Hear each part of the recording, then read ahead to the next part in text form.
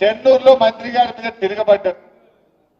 బట్టి విక్రమార్క ఉప ముఖ్యమంత్రి గారి మీద మదిరల మహాలక్ష్మి సంగతి ఏంటి చెప్పు అని మదిరలో ప్రజలు ఆయన మీద ఉప ముఖ్యమంత్రి గారి మీద తిరగబడ్డారు. ఇవాళ పొద్దుగాల ఇంకో మంత్రి పొన్నం ప్రభాకర్ హైదరాబాద్ లో తిరుగుతుంటే జనం పొన్నం ప్రభాకర్ ను నిలదీసినటువంటి పరిస్థితి. కాంగ్రెస్ పరిస్థితి ఏంటి? మంత్రులను ఉప ముఖ్యమంత్రిని ఎక్కడికక్కడ ప్రజలు నిలదీస్తున్నటువంటి పరిస్థితి ఉంది. ఓపిక పట్టిండ్రు, 1 సాల్ 2 సాల్ 2 ఏళ్ళు ఓపిక పట్టిండ్రు. ఇప్పుడు నిలదీసే పరిస్థితి మనం చూస్తా ఉన్నాం. అంటే ఇక ప్రజలు నిలదీస్తున్నారని డైవర్షన్ టాక్టిక్స్. నిన్న నాకు సిట్ నోటీస్ ఇచ్చిండు, ఇంకా ఇయాల్లో రేపు కేటీఆర్కి ఇస్తాడు.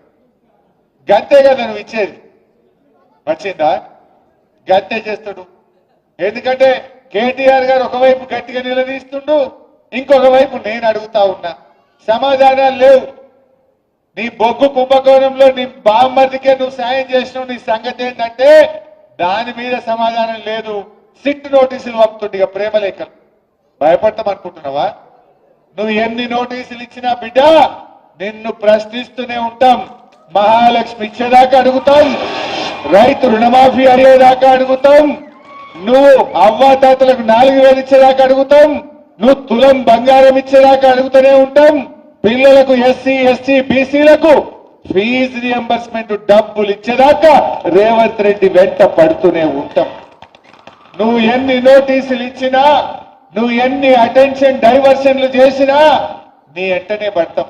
ఏందన్నట్టు మనం మున్సిపల్ ఎన్నికల్లో పనిచేసుకోవద్దు, ఇక ఈ సిట్ నోటీసులు ఇచ్చి దాని చుట్టే తిరగాలి. నీ బామ్మర్ది బొగ్గు కుంభకోణం బయటకు రావద్దు, ఈ సిట్ నోటీసుల మీద డైవర్షన్ పాలిటిక్స్ చేయాలి. నడవ ఈ డ్రామాలు. జనంకి అన్ని అర్థమైపోయినాయి. నువ్వు ప్రజల్ని మోసం చేసినావు. పైసలు లేవని ఒక దిక్కంటాడు, ప్రత్యేక విమానాలల్లా విదేశాలు తిరుగుతున్నాడు, ఢిల్లీ తిరుగుతున్నాడు. ఈయన ఫుట్బాల్ ఆడడానికి స్టేడియంలు కట్టుకుంటున్నాడు. ఈయన ఫుట్బాల్ ఆడడానికి సింగరేణి నుంచి 10 కోట్ల రూపాయలు తెచ్చుకొని ఈయన ఫుట్బాల్ షోకులు నెరవేర్చుకుంటుండు. మొన్న 100 కోట్లు ఖర్చు పెట్టిండు ఫుట్బాల్ మీద. 100 కోట్లతో 10 స్కూళ్లు కట్టకపోదుమా? పైసలు లేవంటావు, నీ ఫుట్బాల్ కోసం 100 కోట్ల రూపాయలు ఖర్చు పెట్టవా రేవంత్ రెడ్డి? నీ షోకుల కోసం ఖర్చు పెట్టవా రేవంత్ రెడ్డి? మనం చూస్తలేమా? నిన్న మొన్న వాటాల పంచాయతీ పడి మంత్రులే ఇవాళ కొట్లాడుకుంటున్నారు. వాటాల కోసం రోడ్డు మీద పడతా ఉన్నారు. ఇవాళ అన్ని విషయాలు కూడా ప్రజలకు అర్థమైపోతా ఉన్నాయి. మీరు మెదక్లు నేను అడుగుతా ఉన్నా, ఎందుకంటే కాంగ్రెస్ గవర్నమెంట్ ఉంటే గణపురం నీళ్లు వదలాలంటే జీపులు కట్టుకుని హైదరాబాద్ పోవాలి. హ్యూమన్ రైట్స్ కమిషన్ల కేసులు వేయాలి. 10 ఏళ్ల బీఆర్ఎస్ గవర్నమెంట్ లో గడప బయట కాలు పెట్టకుండా నీళ్లు వచ్చినాయా లేవా? ఒక్క ఫోన్ కొట్టి పద్మక్క నీళ్లు అంటే ఆడ గేట్లు ఎత్తుడైనా. గడప బయట కాలు పెట్టకుండా 10 ఏళ్లు గణపురం ఆనకట్టకు నీళ్లు ఇచ్చింది బీఆర్ఎస్. కాంగ్రెస్ వచ్చింది, యాసంగి పంటకు నీళ్లు బంద్ అయినాయి. ఉన్నాయా ఈ యాసంగికి నీళ్లు? ఈ యాసంగి ఎండబెట్టేసి క్రాప్ హాలిడే ప్రకటించిండు. యాసంగి రైతు బంధు ఇప్పటిదాకా వాళ్ళే. కేసీఆర్ ఏమో నాట్లకు రైతు బంధు ఇచ్చిండు. రేవంత్ రెడ్డి ఓట్లకు రైతు బంధు ఇస్తున్నాడు. ఇప్పుడు ఎందుకంటే మొన్న సర్పంచ్ ఎన్నికలు ఉన్నాయని ఓట్లకు పైసలు వేసిండు. ఇప్పుడు ఊర్లలో ఓట్లు లేవు కదా, ఊర్లలో బంద్ పెట్టిండి. ఇప్పుడు టౌన్లో సీరియల్ వస్తుండే. ఆయనకే తెలివి ఉందనుకుంటుండు.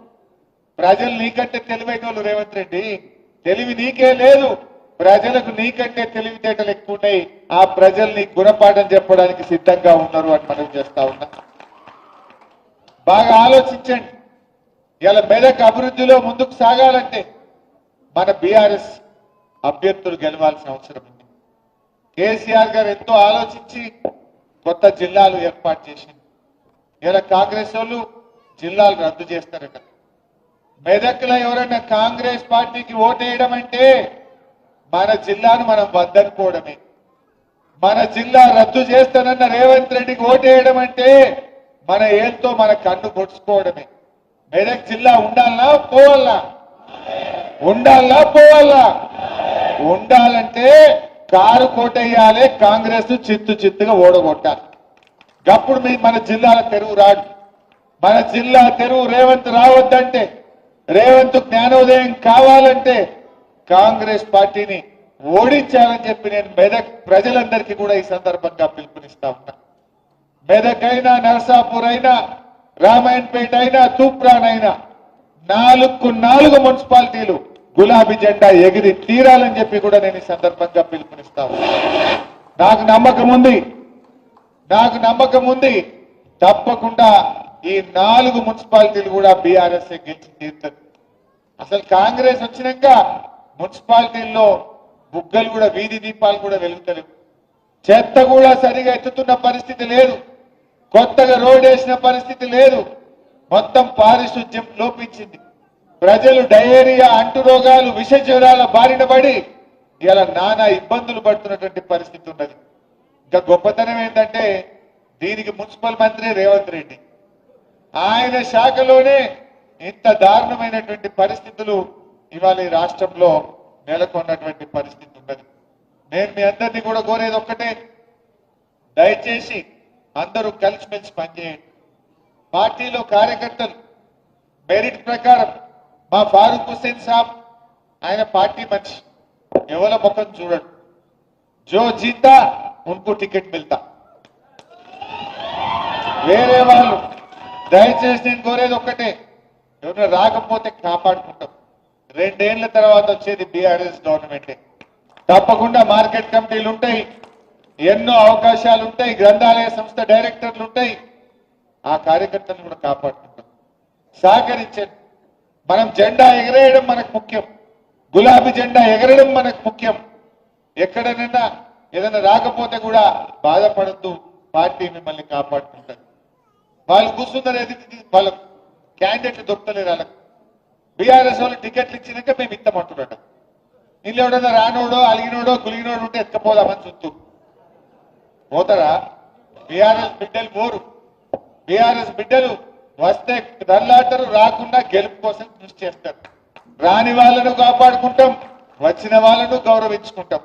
ఎవరు కూడా